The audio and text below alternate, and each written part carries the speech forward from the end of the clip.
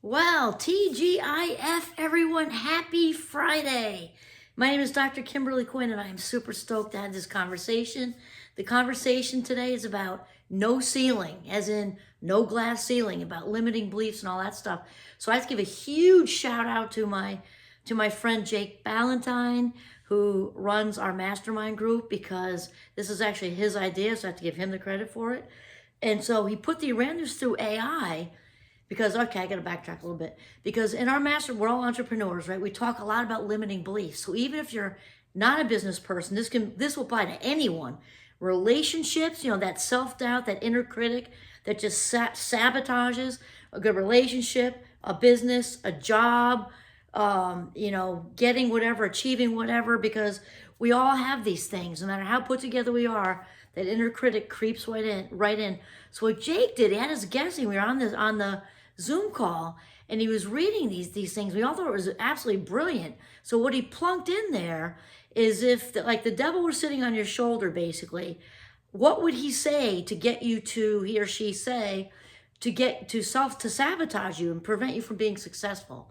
So it was just, I'm telling you, it was just huge ahas all over the place, because there isn't a person out there, with maybe the exception of the Zen monks, but they're still human, so maybe. But so I'm just going to rattle some of these off to you because it was amazing. So again, whatever, if it's business, it's a job, it's a relationship, whatever, it's that inner "you can't do it" voice that we got to talk back to. Okay, so the first one that little horn guy on your shoulder would say is you're not capable enough. You can't do this. And there's a little bit of like a little bit of imposter syndrome stuff in that. And if you've listened to a lot of the influencers out there, some of the most successful people have experienced imposter syndrome. Like, wait till they figure me out. I'm really not as smart as they think I am. I'm really not as whatever as they think I am. I'm really not as confident or strong or funny or whatever as I think I am.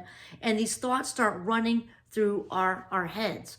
And so that's a biggie. So just picture a little thing saying inner critic, meaning inner critic. I don't like to say the DEVIL word, maybe because I'm Catholic. I don't like it, it's uncomfortable. So little horn guy, inner critics whispering thoughts like you are not capable enough. You're not good enough. Okay, next one. This one got me to encouraging procrastination, because what we know that autopilot is the biggest thief of our life minutes that there could possibly be. And that's just when we're on cruise control, and that's when anxiety comes in. That's when we just blow our life minutes, because we're not going to retain and anything we're not attenuating to. Attenuation is kind of a sexy 14-karat word for pay attention. So none of that's going to make it to long-term memory anyway if we're zoned out on autopilot. But the other thing that happens when we're zoned out on autopilot is procrastination. And procrastination is not great for success, and which not to be confused with the mindful, deliberate creation of white space. That's not the same thing. We're making a conscious choice to go out in the woods, to put on some meditation music and sit in Zen, to be out on the back deck and just kind of staring out at the mountains, or gardening or whatever. That's sometimes when solutions to our problems kind of flood in, and create creative solutions, creativity in general for that book you want to write, whatever. So that's not the same thing as procrastination. That's just this plain putting it off, because while we're putting something off, there's also a voice in our head throwing guilt messages at us for putting something off. Even they're super subtle, can hardly hear them. That throws a big old wrench in success too. So these are the ways we self-sabotage. I think there's 8 of them. And then, okay, promoting complacency. So this one says, that little horn guy on your shoulder would say, your current situation is good enough, and discourages striving for improvement. Most of us, the high majority of us, we'll just like to say all of us, but it's kind of polarized, can improve no matter what. Of course we can, because the alternative is that you're perfect. No one is. So let's just go, I think we can say that. Everyone has room for improvement in somehow, some way. So again, we're talking about not just business, relationships, with money, improving with money. Just throw it, whatever your thing is you need to work on, just fill it in the blank. Because these are some of the ways we get in the way of our own success. And what we're talking about here is blowing through that glass ceiling. No ceiling, no limits, no limiting beliefs. And I'll tell you in the middle of this, I'll probably repeat it at the end. There's a little visual, I guess you could call it a meditation. I don't really think of it as that. I kind of just get this visual, and I just, whenever I'm feeling a limiting belief, whether it's business or whatever it is, usually that's what it is. I picture the very tail end of the Willy Wonka, the original Willy Wonka, the Chocolate Factory movie, when Charlie returns the everlasting gobstopper, and he gets to go on the Wonkavator because Wonka's going to give him everything. He earned it, and it blows through. He doesn't know. You can't predict it, can't expect it because he had not ridden the Wonkavator before, and it just goes up and out, and the glass blows everywhere. And that's the same thing with being successful, is because we can't always expect or predict it. And if we can, it's probably not anything different than what we've been doing. So if you're really striving for some big, huge, fantastic heart's desire, you're trying to launch that rocket of desire, you're not going to be able to predict it or expect it because it's new, right? It's brand new. So that's what I do. I picture it just, I feel the feeling, and then I just launch it, send it. A good friend of mine says, send it. Shred, that was for you. Okay, so that complacency, just don't bother trying to improve, trying to be a superstar. Yeah, be a superstar. Okay, the fourth one, fostering fear of failure. So we know that inner critic with the horns and the little pitchfork is great at instilling fear in us. And so we got to strap that bad boy back in the back seat of the car we're driving around, because here's the deal. Fear doesn't actually go away. What we have to do is strap it into the back seat with a harness, seatbelt, 2 seatbelts and a harness, whatever, while we're driving. It's okay for fear to be in the back seat, or if you're super strong, good for you, throw it in the trunk. The thing is, the reality is fear doesn't go away. And courage is about walking through whatever it is, or staying side by side with it, whatever. But fear is about, standing up to it, walking through it, getting past it, whatever. Fear does not go away. So as long as it's not driving the car, you're good. Even if it's in the passenger side, too close, once they slide over. But anything's better than driving the car or the bus or the Jeep or whatever. So, all right, so that's the thing with fear. And I also want to bring in Wayne Dyer's definition or thoughts on failure here, because I like them so much. So Wayne Dyer, one of my faves ever, who I listen to frequently, sadly left us too young, did so much for the world, honestly. So his whole thing with failure is that it doesn't exist. Here's why. We are people, we're human beings, we can establish that much, right? We're walking around doing our thing, interacting, producing results. Whatever decision we make, thing we do, we're producing results. We do the thing, and there's results, right? So he's got a great view of this, because why are we labeling that as failure per se? Okay, it didn't work for us. It bottomed out in some kind of way, but that also channeled us, directed us into a new and different direction. So why are we labeling that a failure when it pointed us over here? No matter how bad it is, because this is how we grow. So he also, related to that, there really are no such things as mistakes, only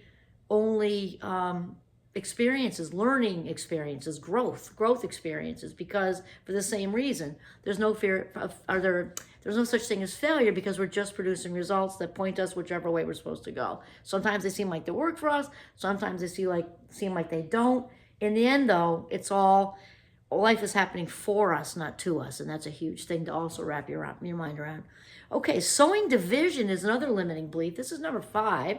Again, whether it's a business relationship, a money thing, or whatever, creating conflicts it can be partners, like you're arguing with a spouse or partner over something, with teams or relationships to disrupt collaboration. So if your thing is relationship, that's a very good example, because say God, the universe, whatever you want to call it, is the opposite of that. It's all about not being separated. It's about oneness and being part of a power greater than all of us. And that's where the creativity flows, and that's where all the abundance flows and everything else. So the whole division piece is not part of that. And so that can get in the way, and that can be how we can self-sabotage, because when we are truly in the flow zone, that came from the work of Mihai Csikszentmihalyi, the actual flow zone, when whatever we're doing has us so joyful, we lose track of who we are, in a good way, I don't mean in a codependent way, who we are. We lose track of the time. We're in the garage playing in the band. Now it's dark. Like, where'd that time go? Or writing or working on the work project. That flozo thing, we are connected to the divinity of all things. So that whole division thing is opposite of that. Okay. 6 is encouraging distraction. This is a good one for me, definitely, especially now that I'm an entrepreneur and working out of my house. This is very, I shouldn't say that. I guess I'm qualified. Actually, I can pretty much chase shiny objects wherever I am. It doesn't have to be in the house. But diverting attention to trivial things to prevent focus from meaningful goals. And I know many of us get distracted. The cell phone's, a foot and a half from us, and it dings, or it doesn't even ding. We just, because it hasn't dinged, we're going to check it because it's been like a whole 15 minutes, it hasn't dinged. I think I'll check it. Well, the brain can only do one thing at a time. So that whole thing about multitasking is a myth, because what looks like multitasking, you hear people say that, oh, she's such a good multitasker. She has like 11 kids and 3 jobs, and I don't know how she does it. She's not multitasking. She's amazing, but she's not multitasking, because what it is it's a quick shift in attention. Looks like we're multitasking, but in reality, we're just diverting our attention all over the place. It just might be a quick shift. And so, as we mentioned, the brain can only do one thing at a time, and definitely one thing well at a time. And so having all these distractions takes away. Think of it like a pizza pie, right? If we give a couple of those pieces away, think of those as life minutes, right? We give a couple of those away we walk by the laundry, see, that has to be done. Or we're out in the office situation, we're stopping by here and there and there and here, and then we check Facebook or Instagram or whatever. Those pieces are going somewhere else. So all we've got left to attenuate with is the rest of the pie, which is not 100%. Not 100%. Or when we're driving, I used to do that with my students, pretend you're driving, and we did the whole thing. And you end up touching this and doing that, and cell phones, which is horribly dangerous, obviously, and you're driving with just a smaller percentage. So you want to keep your attention full throttle on what you're doing. Okay, this is a good one too. Number 7 is advocating for perfectionism. So the little horn guy on your shoulder is going to say, if it can't be done perfectly, it's not worth doing. Leads to inaction. And nothing, I mean, that is very, very, very true. I'll tell you that I've seen that with my students over the years. A lot, actually. And I kind of make light of, to normalize, not to anything else but that, just to normalize it. I refer to them as recovering perfectionists. And I tell you, in the 14 years of teaching, actually 15 years of teaching now, a handful had to actually get help for it, because I remember standing in the classroom walls, actually more than once, but I'm thinking this one young man in particular in my mind right now.